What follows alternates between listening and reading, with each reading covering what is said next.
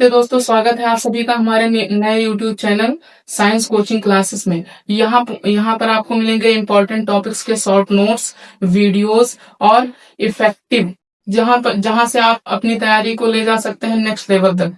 चलिए हम यहाँ पर आज शुरू करते हैं। आज हमें शुरू करना है क्लास 12 की केमिस्ट्री, जहाँ पर हम शुरू करने वाले हैं। सबसे पहले हम सीखेंगे केमिस्ट्री में हमें सीखना है, तो सबसे पहले हमें सीखना पड़ेगा कि आखिर बेसिक कॉन्सेप्ट्स ऑफ ऑर्गेनिक क्या होते हैं, क्योंकि जब तक हम ऑर्गेनिक के बेसिक कॉन्सेप्ट्स को नहीं सीख पाएंगे हम ऑर्गेनिक केमिस्ट्री को बिल्कुल भी सीख नहीं पाएंगे। इसलिए सबसे पहले हम सीखेंगे बेसिक कॉन्सेप्ट्स ऑफ ऑर्गेनिक। आखिर इसमें क्या क्या चीजों को हमें सीखना है उसको देखते हैं। चलिए शुरू करते हैं। हालांकि जैसे हम ऑर्गेनिक केमिस्ट्री की बात करेंगे, ऑर्गेनिक केमिस्ट्री को हिंदी में कहते हैं कार्बनिक रसायन। क्या कहते हैं? कार्बनिक रसायन। कार्बन रसायन की बात हुई तो हाइड्रोकार्बन जरूर आएंगे, इसलिए सबसे पहले हम बात करेंगे कि हाइड्रोकार्बन क्या होते हैं। ठीक है, तो हाइड्रोकार्बन की बात की तो हाइड्रोकार्बन क्या होते हैं? हाइड्रोकार्बन ऐसे यौगिक होते हैं जिनमें कार्बन और हाइड्रोजन दोनों साथ साथ पाए जाते हैं। ऐसे कार्बनिक यौगिक को हम लोग क्या कहते हैं? हाइड्रोकार्बन्स कहते हैं। अब इनके कुछ नाम भी हमें लिखने पड़ते हैं, कुछ आईपीएससी नाम होते हैं जिनको लिखना और सीखना आवश्यक होता है, इसलिए चलो हम उनको सीखते हैं। इनके अनुसार हम लोग कि किस प्रकार से इनका नामकरण करेंगे। तो सबसे पहले जैसे हम बात कर लें कार्बन परमाणु के आधार पर एल्क में इनका नाम क्या होगा, इसको सबसे पहले सीखेंगे। तो अगर कार्बन परमाणु के आधार पर सबसे पहले हमें क्या सीखना है? एल्क का नाम। तो कार्बन एटम में, कार्बन एटम की संख्या के आधार पर हमें क्या सीखना है? एल्क का नाम, की एल्क में इनका क्या नाम होगा। तो अगर मान लीजिए कहीं पर भी अगर किसी भी ऑर्गेनिक कंपाउंड में, किसी भी कार्बनिक रसायन में यदि कार्बन की संख्या 1 है, तो कार्बन की संख्या जिसमें 1 होगी उसमें कार्बन एटम के लिए एल्क का नाम क्या हो जाएगा? मेथ होगा। 1 के लिए होता है मेथ। यदि कार्बन की संख्या कितनी हो जाए, कार्बन परमाणु की संख्या यदि हो जाए 2, तो उसमें एल्क में उसका नाम क्या हो जाएगा? एन। अगर 3 होगा तो इसमें क्या हो जाएगा? प्रोप होगा। 3 के लिए क्या होता है? प्रोप। 4 के लिए अगर कार्बन की संख्या कितनी हो जाए? 4 हो जाए, तो 4 के लिए होता है ब्यूट। अगर कार्बन की संख्या 5 हो जाए तो इसके लिए क्या होता है? एल्क में इसका नाम पेंट। अगर कार्बन की संख्या 6 है तो हेक्स होगा।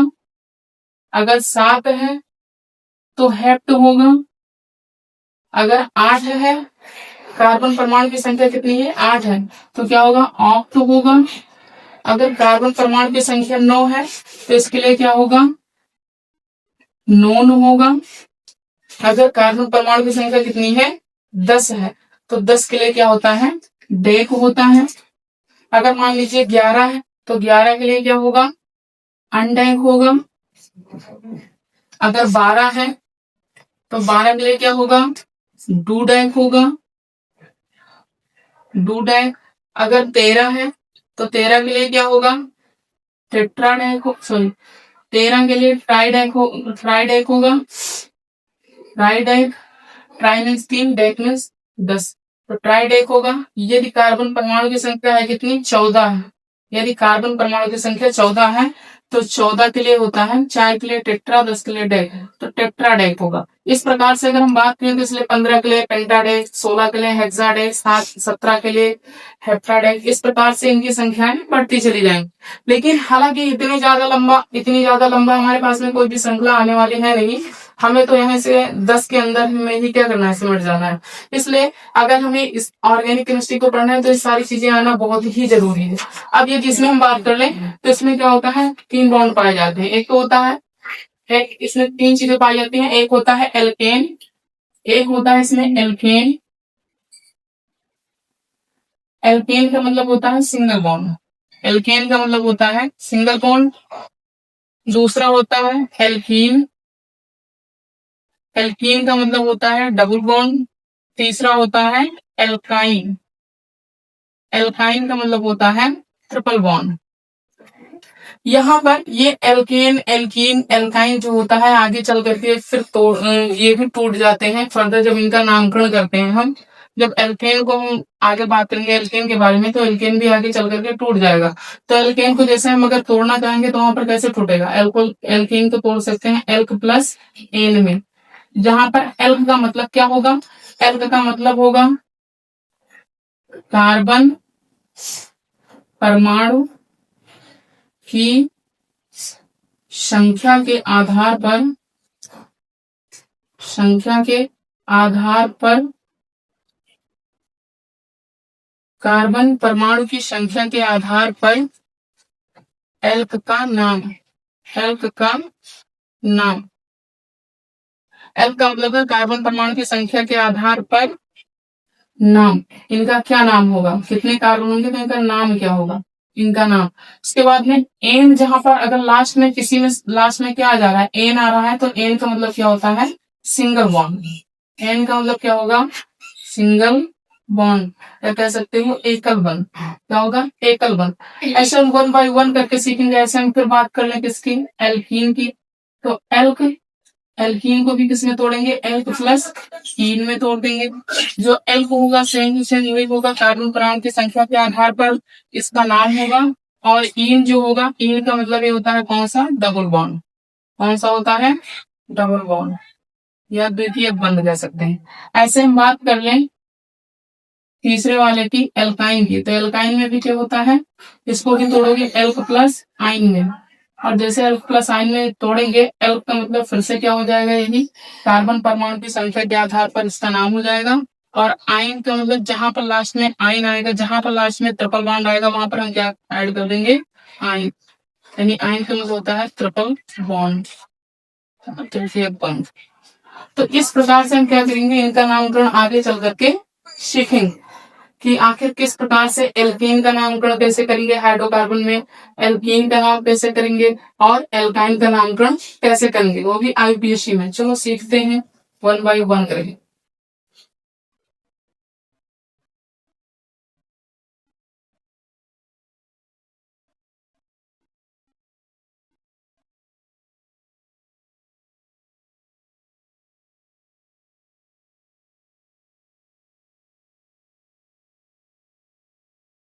चलो शुरू करते हैं कैसे। तो इसमें फर्स्ट हेडिंग जो हमें डालनी है बेसिक ऑफ ऑर्गेनिक में, वो क्या पढ़ना है। सबसे पहले हम बात करेंगे एल्केन के लिए। एल्केन को आप चाहो हिंदी में भी क्या लिखोगे, एल्केन। हिंदी में भी क्या लिखोगे, एल्केन। ठीक है। अगर एल्केन की बात करें तो एल्केन होता है, एल्केन का मतलब होता है सी बॉन्ड सी, यानी कार्बन कार्बन के बीच में कितने, केवल एकल बंध हो। जब कार्बन कार्बन के बीच में कैसा हो, सिंगल बॉन्ड हो, तो उसे हम क्या कहेंगे, एल्केन ही कहेंगे। और इसका फार्मूला होता है CnH2n प्लस 2, CnH2n+2। साथ में हमें नामकरण किसका करना है, एल्केन का। एल्केन का नामकरण करना है, तो इसको तो भी हम साइड में लिख दे रहे हैं। एल्केन में हमने कहा था एन आएगा अगर लास्ट में तो क्या होगा, सिंगल बॉन्ड होगा। अगर ईन आएगा तो डबल बॉन्ड होगा। अगर आइन है तो ट्रिपल बॉन्ड होगा। इसको करेंगे। यहाँ पर सबसे पहले हम किसका सीखने जा रहे हैं, एल्केन का। तो इसका भी क्या हो जाएगा, एल्केन ही लिखेंगे। एल्केन का सीखने जा रहे हैं, तो एल्केन को हम तोड़ सकते हैं 2 पार्ट में, जैसा कि अभी हमने बताया था। किसमें तोड़ेंगे, एल्क प्लस एन में। एन का मतलब होता है सिंगल बॉन्ड, जिसमें लास्ट में सिंगल बॉन्ड आएगा वहां पर एन जुड़ेगा उसके लास्ट में। और एल्क का मतलब अभी हमने बताया था क्या, कार्बन परमाणु की संख्या के आधार पर इसका नाम। जैसे हमने बताया था मेन है तो प्रोप ब्यूटफ्रेंड, इस प्रकार से। ठीक है। तो इसमें शुरू करते हैं। सबसे पहला कंपाउंड लेते हैं, इस फार्मूले के यूज से हम निकालेंगे। जैसे इसका फार्मूला होता है एल्केन का CnH2n+1। यदि एन बराबर, जहां पर एन क्या है, जहां पर एन की बात करें, जहां एन बराबर कार्बन परमाणु की संख्या, कार्बन परमाणु की जहां पर एन बराबर परमाणु की संख्या, एन बराबर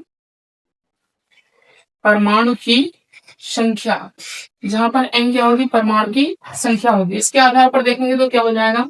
अगर बात करें तो यहाँ पर पहला अगर एन बराबर 1 रख दें, एन बराबर कितना रखते हैं, 1। एन बराबर अगर 1 रखेंगे तो यहाँ पर क्या हो जाएगा, सी।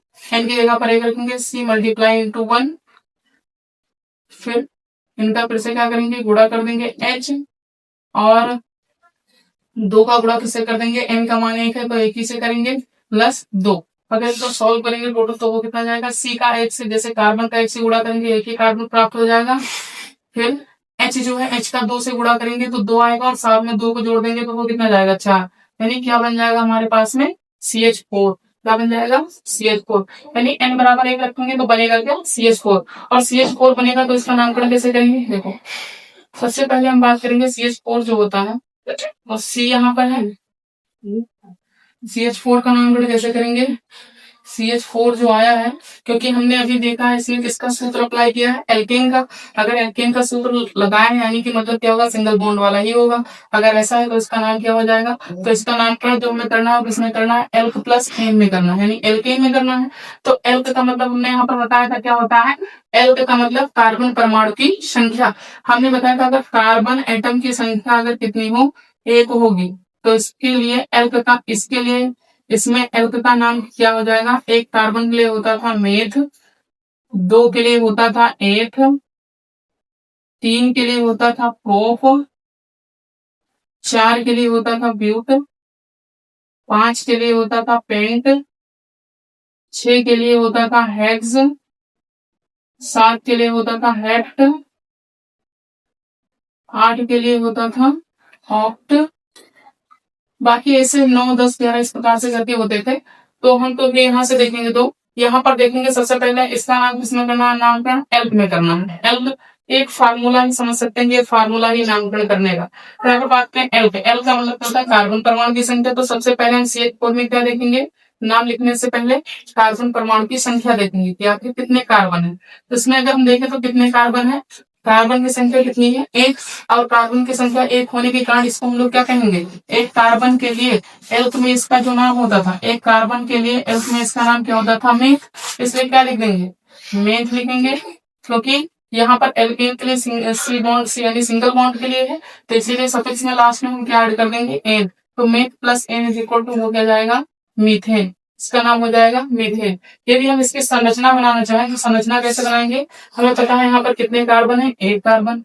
और हमें पता है कार्बन के आउटर मोस्ट शेल में टोटल इलेक्ट्रॉन कितने होते हैं, 4 इलेक्ट्रॉन।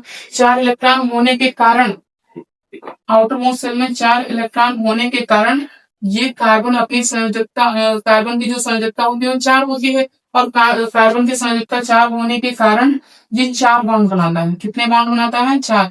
और 4 बॉन्ड में ही क्या हो जाता है, स्टेबल। तो एक हम कार्बन के चारों बॉन्ड को क्या करते हैं, पूरे करते हैं, हाइड्रोजन अपने आप क्या हो जाएंगे, स्टेबल हो जाएंगे। 1, 2, 3, 4 इस प्रकार से। और जैसे करेंगे कितने हाइड्रोजन लगेंगे, 4 हाइड्रोजन, तो इसकी संरचना कुछ इस प्रकार से हो जाएगी। अगर यहाँ पर देखें तो कार्बन के देखो चारों बॉन्ड बने हैं। और हाइड्रोजन की बात करें तो हाइड्रोजन जो होता है इसका अगर बात करें तो 1H1 होता है, मतलब इसके आउटर मोस्ट शेल में कितने इलेक्ट्रॉन होंगे, 1। और आउटर मोस्ट शेल में अगर 1 इलेक्ट्रॉन होंगे, तो हाइड्रोजन की बात करें 1H1 इलेक्ट्रॉनिक विन्यास करोगे तो इसके केवल एक ही कक्षक होंगे, वो भी एस कक्षक। और एस कक्षक में अधिकतम हमें पता है कितने इलेक्ट्रॉन आते हैं, 2 इलेक्ट्रॉन, लेकिन हाइड्रोजन के पास में एक ही है। तो 1 इलेक्ट्रॉन लेने के लिए स्टेबल होने के लिए क्या करेगा, कार्बन के साथ में एक सिंगल बॉन्ड बना लेगा। और सिंगल बॉन्ड बना करके ये भी क्या हो जाएगा, स्टेबल। तो हाइड्रोजन तो केवल एक ही बॉन्ड बनाएगा, जबकि कार्बन कितने बॉन्ड बनाते हैं, 4। और इसकी CH4 यानी मीथेन की जो संरचना होगी कुछ इस प्रकार से हो जाएगी। अब यहाँ पर यदि n बराबर हम 2 ले लें तो क्या होगा, यदि n बराबर 2 रख दें तो क्या हो जाएगा, C2 और 2 दूनी 4 और 2 6, C2H6 हो जाएगा। सेकंड कंपाउंड हमारा क्या है, C2H6। अब C2H6 की अगर नाम की बात करें तो इसका नाम क्या हो जाएगा, यहाँ पर हम फिर से देखेंगे इसका नामकरण है एल्केन, यानी एल्केन का ही नामकरण सीख रहे हैं। तो एल्क में सबसे पहले एल्क का नाम देखेंगे कि एल्क का मतलब क्या होता है। हमने बताया था एल्क का मतलब होता है कार्बन परमाणु की संख्या। तो सबसे पहले हम यहाँ पर देखेंगे कि कितने कार्बन परमाणु की संख्या है, उसके आधार में एल्क का हम नाम रखेंगे। तो यहाँ पर देखो कितने कार्बन है, 2। तो 2 कार्बन परमाणु के लिए एल्क में इसका जो नाम होता था वो क्या हो जाता था, एथ। क्या होता था, एथ। साथ में क्या है, अगर बात करेंगे तो सब एल्केन में है, लास्ट में हमें क्या जोड़ना है, एन। तो 2 कार्बन के लिए एथ होगा, फिर बाद में एन जोड़ देंगे तो क्या हो जाएगा, इथेन। इसका नाम क्या हो जाएगा, इथेन। अगर इसकी भी संरचना बनाए तो संरचना कैसी होगी, देखो यहाँ पर 2 कार्बन है, 2 कार्बन पहले ही बना लेते हैं, सी सिंगल बॉन्ड सी। हमें क्या करना है, केवल कार्बन की संयोजकता को पूरी करनी है। अगर संयोजकता हम कार्बन की पूरी कर ले जाएंगे, हाइड्रोजन अपने आप क्या हो जाएंगे, अपने आप सेट हो जाएंगे। देखो यहाँ पर क्या है, अगर बात करें तो कार्बन कितने 4 बॉन्ड ही बनाता था, जिसमें से इस कार्बन के भी एक बॉन्ड बन चुके हैं और इस कार्बन के भी एक बॉन्ड बन चुके हैं। अगर एक बॉन्ड 2 कार्बन के बीच में होता है तो दोनों के लिए जोड़ा जाता है, दोनों के लिए गिना जाता है, काउंट किया जाता है। अगर इसमें बात करें तो कितने बॉन्ड, 3 बॉन्ड इसके बाकी हैं तो 3 बॉन्ड इसके बना दे रहे हैं, और 3 बॉन्ड इसके बाकी हैं तो 3 बॉन्ड इसके बना दे रहे हैं। देखो 1 2 3 4, 4 बॉन्ड इसके भी कंप्लीट, 1 2 3 4, 4 बॉन्ड इसके भी कंप्लीट, यानी 4 बॉन्ड कंप्लीट हो गए। कैसे हो गए, स्टेबल। अब यहाँ पर जो खाली बॉन्ड, जहां पर हमने बॉन्ड लगाया है, इन पर हम क्या कर दें, केवल हाइड्रोजन को जोड़ दें, ये अपने आप स्टेबल हो जाएंगे और उनकी संरचना बन करके तैयार हो जाएगी। देखो यहाँ पर कितने हाइड्रोजन, कितने कार्बन थे, दो, दो कार्बन थे, एक दो, दो कार्बन हो गए, साथ में हाइड्रोजन कितने हैं, हाइड्रोजन देखो 6 थे, तो 1 2 3, 3 हाइड्रोजन यहाँ पे, 1 2 3, 3 हाइड्रोजन यहाँ पे, टोटल कितने हाइड्रोजन हो गए, 6। इस प्रकार से इथेन का क्या होता है, सूत्र होता है, सॉरी इथेन का सूत्र यहाँ पर है, ये इसका संरचना सूत्र है। उसके बाद में हम बात करेंगे, अगर n बराबर 3 रख दें तो क्या होगा, तो यहाँ पर हो जाएगा 3 रखेंगे C3, 3 दूनी 6 और 6 और 2 8, C3H8 हो जाएगा, क्या हो जाएगा, C3H8 हो जाएगा।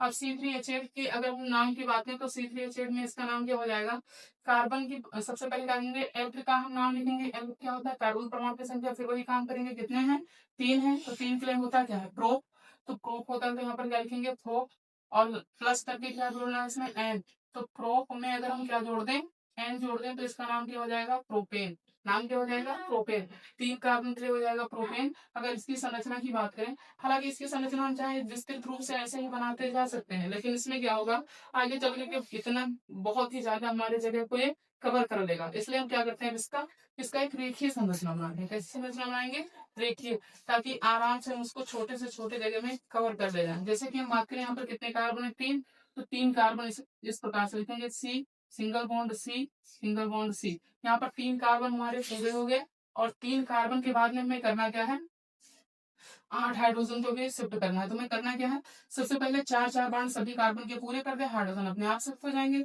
देखो यहाँ पर कितने हैं, एक बॉन्ड इस कार्बन का है, तो कितने हाइड्रोजन की हो सकते, कितने बॉन्ड की हो सकता है, 3 बॉन्ड, और 3 बॉन्ड, क्योंकि हमें पता है हाइड्रोजन एक ही बॉन्ड बनाता है, तो यहाँ पर यदि हम 3 हाइड्रोजन लगा दे तो 3 बॉन्ड हो जाएंगे, 3 सिंगल बॉन्ड हाइड्रोजन के, और एक ये, टोटल कितने होंगे, 4 बॉन्ड, ये हो गए पूरे।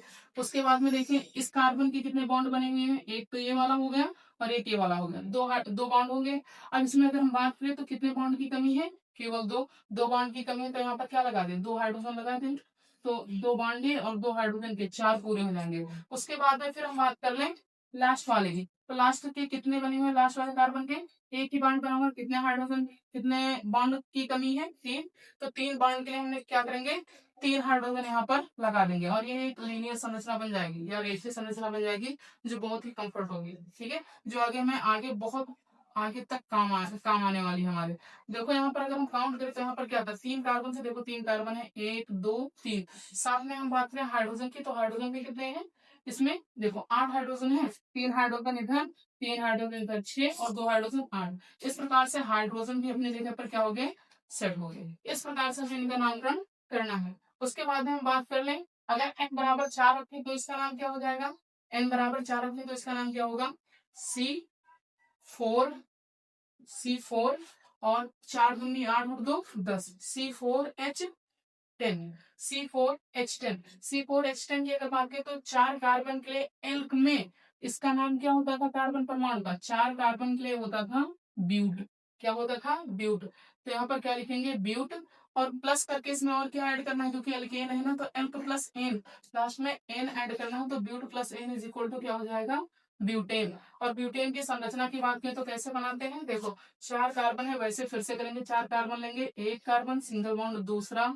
तीसरा, चौथा, ये 4 कार्बन हो गए। इसके बाद में हमें क्या करना है, हाइड्रोजन को 1 बाय 1 करके इसमें जोड़ना है। अब हाइड्रोजन को जोड़ेंगे तो कैसे जोड़ेंगे, देखो इनको हमें क्या करना है, हमें हमने सीधे एक ही बात बताया कि कार्बन की संयोजकता को पूरी करो, हाइड्रोजन अपने आप क्या हो जाएंगे, सेट हो जाएंगे। देखो कैसे होते हैं सेट, देखो यहाँ पर अगर हम बात करें तो ये कार्बन जो है, ये कितने, इसके पास में कितने बॉन्ड है, एक ही बॉन्ड है, कितने बॉन्ड की हो सकता है, अभी एक है तो 3 और चाहिए, तभी तो 4 पूरे होंगे।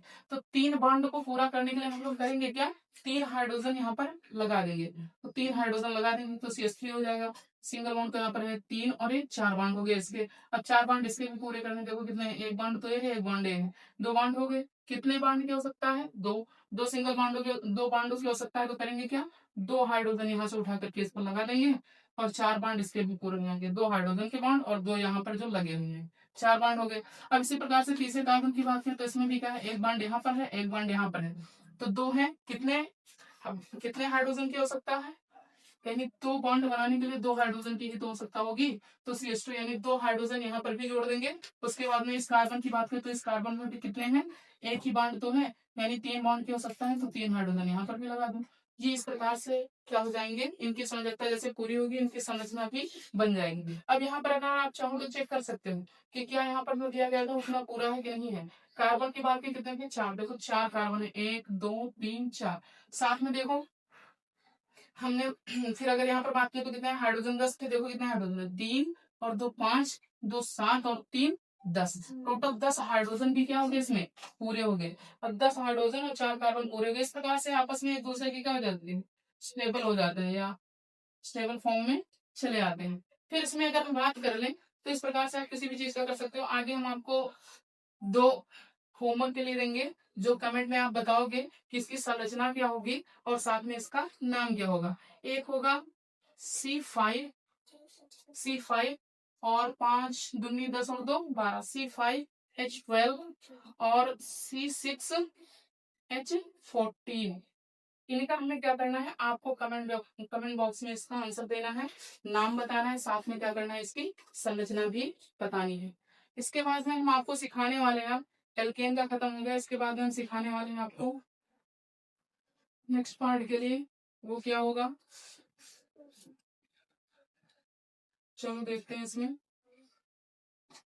दूसरा आ जाएगा हमारे पास में, एल्कीन की हम बात करेंगे।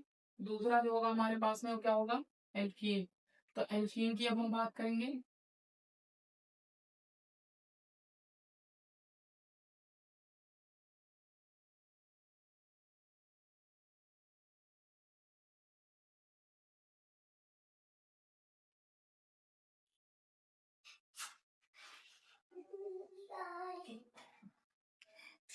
एल्कीन की बात करें तो यहाँ पर हम अगली हेडिंग डालेंगे कौन सा, एल्कीन।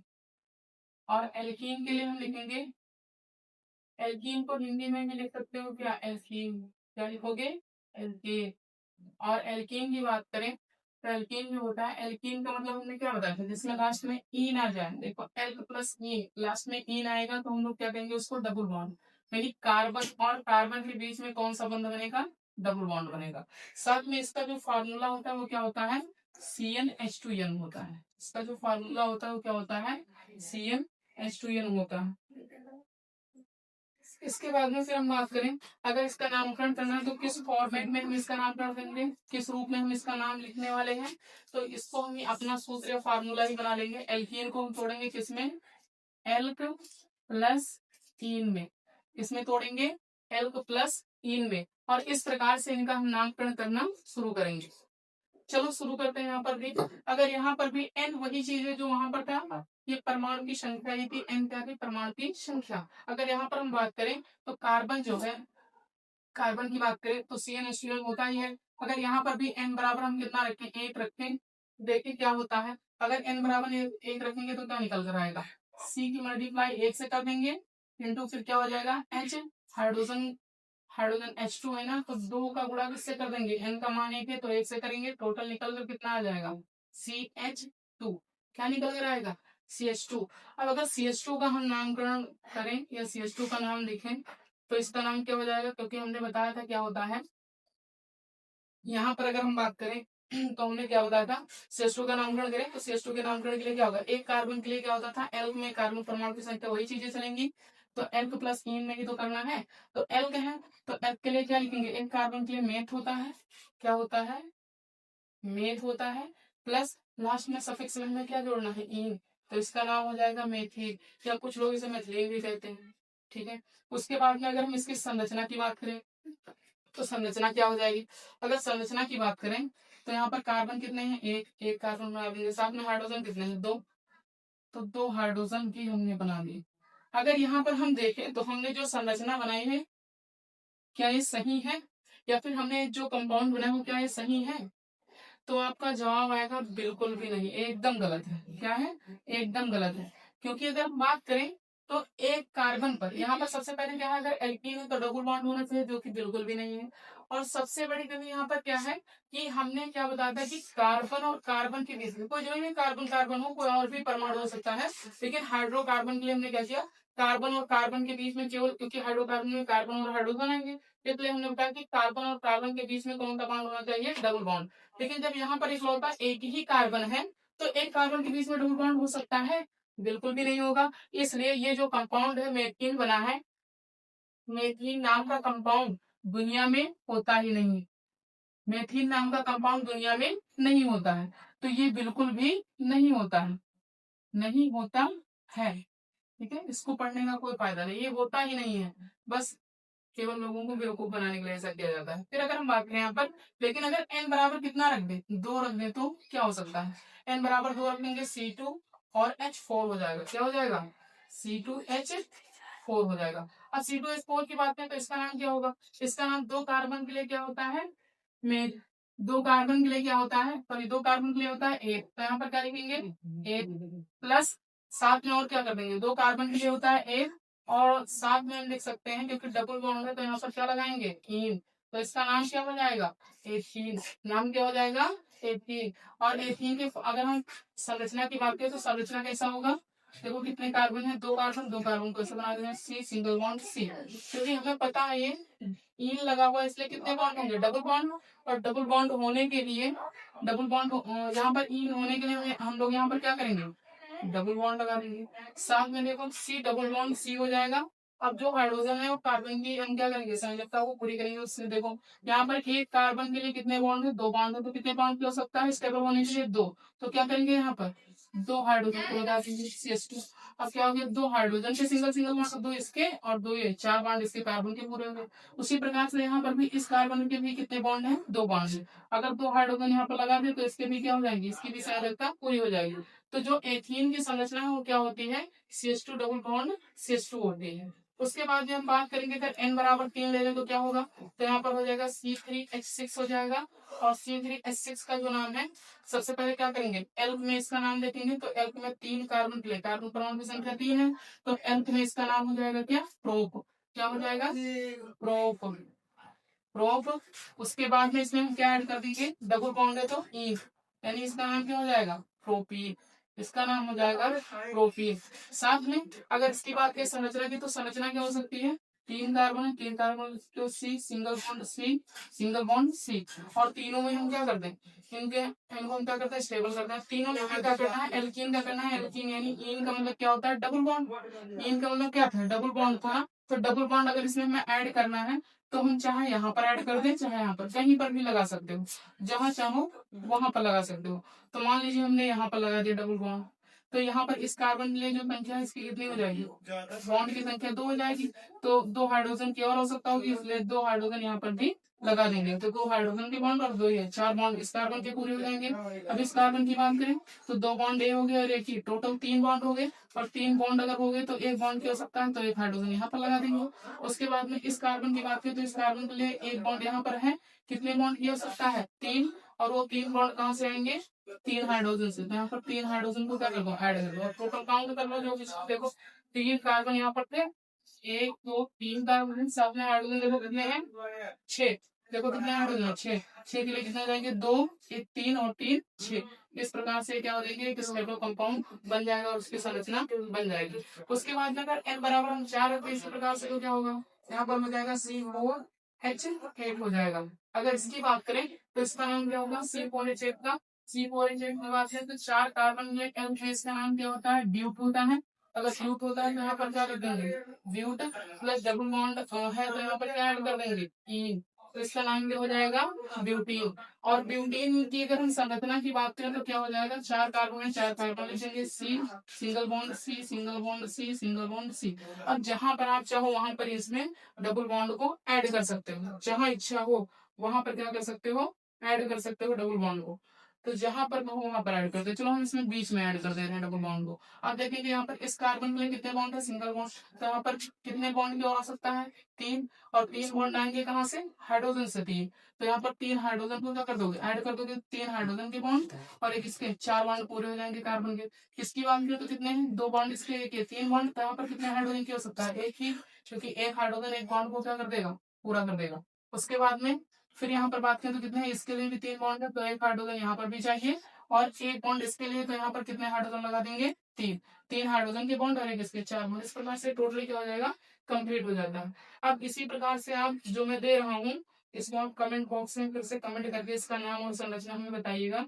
C5H10 का बताइए और इसके साथ में C6H12 का बताइए और C7H14 का बताइए। बस आज के लिए इतना ही, बाकी कल। धन्यवाद।